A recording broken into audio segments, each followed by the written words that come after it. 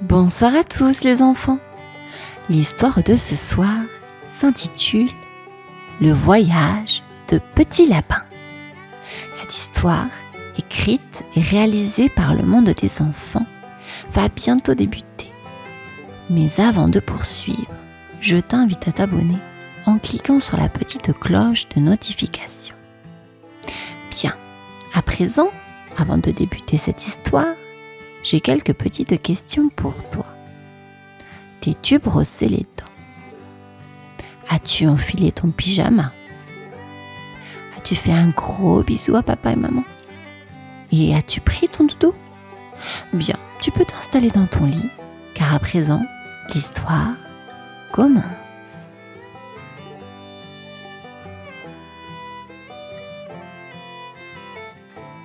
Dans un joli terrier, au bord d'une clairière lumineuse, vivait Petit Lapin. Tous les jours, il sautillait joyeusement dans la forêt, grignotait des carottes et écoutait les histoires de sa grand-mère. Mais un soir, celle-ci lui raconta quelque chose de bien plus fascinant qu'un simple conte. Une légende ancienne parlant d'une carotte magique. Cette carotte, disait-elle, pouvait exaucer un seul et unique vœu à celui qui la trouvait. Ses grandes oreilles se dressèrent aussitôt d'excitation. Petit Lapin ne pouvait s'empêcher de rêver à ce qu'il pourrait demander à la carotte magique. Peut-être une montagne de carottes, ou de pouvoir sauter jusqu'aux étoiles. L'idée de découvrir cette carotte le remplissait d'une envie d'aventure qu'il n'avait jamais ressentie auparavant. Le lendemain matin, avant même que le soleil ne soit complètement levé, Petit Lapin prépara son petit sac. Il y glissa quelques carottes, une feuille de trèfle porte-bonheur et un bout de ficelle que sa grand-mère lui avait donné au cas où. Avec un dernier regard vers son terrier, il prit une grande inspiration et se mit en route. L'aventure l'appelait et rien ne pouvait l'arrêter désormais. Le soleil venait à peine de percer à travers les arbres lorsque Petit Lapin traversa un champ d'herbe haute. Chaque brin chatouillait son nez, le faisant éternuer de temps en temps. Atchou! Soudain, une ombre rapide passa juste au-dessus de sa tête. Il leva les yeux pour voir un petit écureuil roux bondir de branche en branche, l'air pressé. « Bonjour !» cria Petit Lapin en sautant pour attirer son attention. L'écureuil s'arrêta net et descendit en tourbillonnant jusqu'à lui. « Bonjour toi, je m'appelle Filou, mais je suis pressé, désolé. J'ai tant de noix à ramasser avant que l'hiver n'arrive. » « Moi, je suis Petit Lapin et je cherche la carotte magique qui peut exaucer un vœu. Tu en as entendu parler ?» demanda-t-il les yeux brillants. Filou réfléchit un instant. « Oui, j'en ai entendu parler, mais je n'ai jamais eu le temps de la chercher. Trop occupé avec mes provisions, tu sais. Mais si j'étais toi, je continuerais tout droit jusqu'à la rivière. Peut-être y trouveras-tu un indice ?» Il lui fit un clin d'œil rapide avant de filer à travers les branches. Petit Lapin le regarda disparaître dans les arbres, le cœur plein d'espoir. Il continua son chemin, encore plus déterminé à trouver la carotte magique. Petit Lapin suivit le chemin indiqué par Filou jusqu'à ce qu'il entende un bruit familier, celui d'une rivière qui coulait, mais pas doucement. Lorsqu'il arriva au bord de l'eau, il découvrit un large courant, tourbillonnant et rugissant, bien plus impressionnant qu'il ne l'avait imaginé. Il plissa les yeux pour chercher un moyen de traverser, mais aucun pont n'était en vue. « Comment je vais faire ?» murmura-t-il inquiet. C'est alors qu'un castor apparut, traînant une grosse branche derrière lui. Avec ses dents aiguisées et sa queue plate, il semblait capable de tout construire. Petit Lapin s'approcha doucement.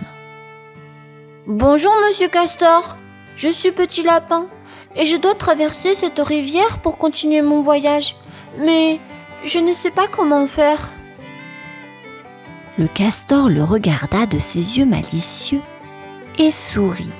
« Oh, une rivière! Pas de problème pour moi. Je suis un expert en construction. » Il se mit immédiatement au travail, ramassant branches et brindilles avec une précision étonnante. En un rien de temps, il avait assemblé un petit pont de fortune. « Voilà, mon ami, c'est solide. Tu peux traverser en toute sécurité. » Petit Lapin, reconnaissant, traversa prudemment le pont. Avant de partir, le castor lui offrit un morceau d'écorce comme porte-bonheur. « Garde-le pour la suite de ton aventure. » Petit Lapin continua son voyage le cœur léger, prêt pour la prochaine étape.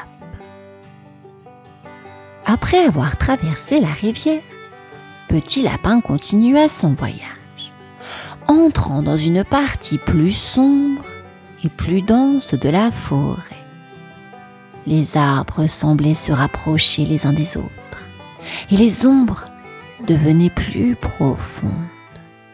Soudain, il aperçut une grotte, à moitié cachée sous un vieux chêne tordu. Une lumière douce émanait de l'intérieur, comme l'invitant à entrer. Petit Lapin, un peu nerveux, s'avança prudemment. À l'intérieur, il trouva un vieux hibou aux plumes grisâtres et aux yeux sages. Le hibou était perché sur une branche basse, semblant l'attendre. « Bienvenue, Petit Lapin !» dit le hibou d'une voix douce mais profonde. « Je suis hibou sage et je sais pourquoi tu es ici. La carotte magique, n'est-ce pas ?» Petit Lapin hocha la tête, impressionné. « Oui, je la cherche depuis longtemps. On m'a dit qu'elle pouvait exaucer un vœu. » Hibou sage hocha lentement la tête. « Elle le peut, en effet. Mais la route est semée d'embûches. La carotte est protégée par des ronces épaisses et piquantes. Ceux qui essaient de les traverser de front échouent souvent. Souviens-toi, Petit Lapin, parfois, le meilleur chemin est celui qui contourne l'obstacle plutôt que de l'affronter directement. » Petit Lapin grava ce conseil dans sa mémoire. Il remercia Hibou sage et quitta la grotte, prêt à affronter les ronces. Mais cette fois, avec une nouvelle approche inspirée par la sagesse du hibou.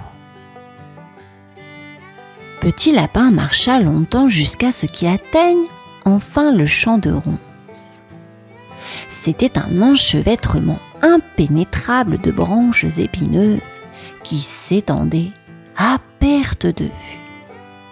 Les ronces semblaient si denses qu'il était impossible de voir de l'autre côté. Petit Lapin se souvint des mots du hibou sage.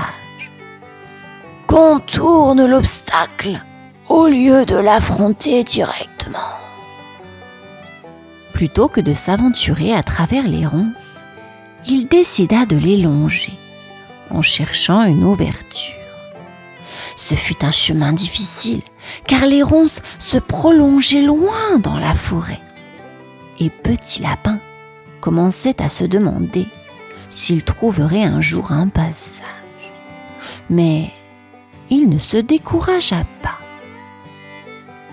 Après ce qui lui sembla une éternité, il aperçut une petite ouverture entre les ronces, assez grande pour qu'il puisse se faufiler. En rampant prudemment, il réussit à passer de l'autre côté sans se faire égratigner.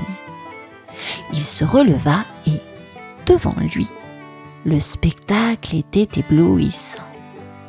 Un petit coin de clairière illuminé par les rayons de soleil et en son centre, la carotte magique, brillante et dorée, comme si elle avait absorbé toute la lumière du jour. Petit Lapin s'approcha doucement, le cœur battant. Il l'avait trouvée, après tout ce chemin. Elle était là, devant lui. Mais au lieu de la cueillir immédiatement, il s'arrêta pour réfléchir à ce que cela signifiait vraiment.